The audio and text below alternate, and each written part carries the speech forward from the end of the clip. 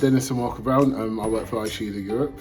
We basically do food manufacturing. Make UK has helped me a lot. I'm a second year apprentice now.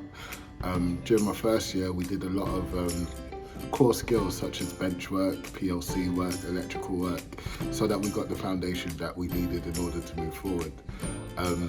This year, we're going more into the theoretical side so that we have a proper understanding as to what business is about and how it incorporates in terms of engineering as a whole. Thank you very much.